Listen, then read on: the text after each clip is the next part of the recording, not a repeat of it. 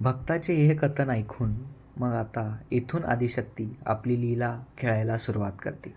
ती भक्ताला विचारते, मग हे मला सांग, माझ्या क्रोधामुळे महाकाली स्वरूपात शिव माझ्या पायात पडले.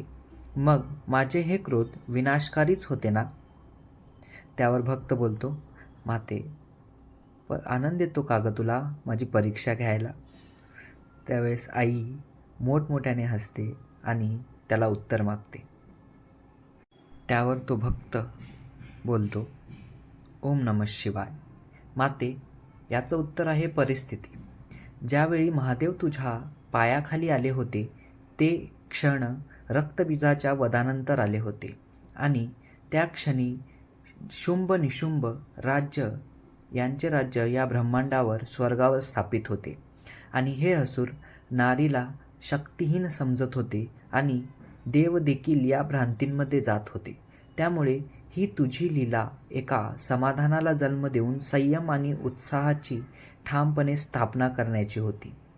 येथे तुला क्रोधाचे रूप अनिवार्य होते, कारण तुझ्या ममता रूपाला सर्वजण अबला समजत होते.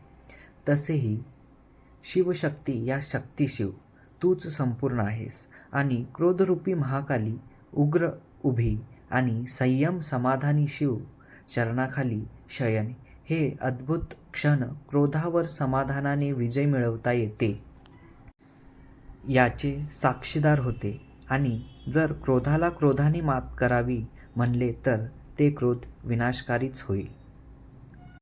म्हणूनच माते, ज्या क्रोधावर तुला घमंड झाले नाही आणि ज्या क्रोधामुळे धरती ब्रह्मांडाचे कल्याणच होत आले आहे, ते विनाशकारी कसे?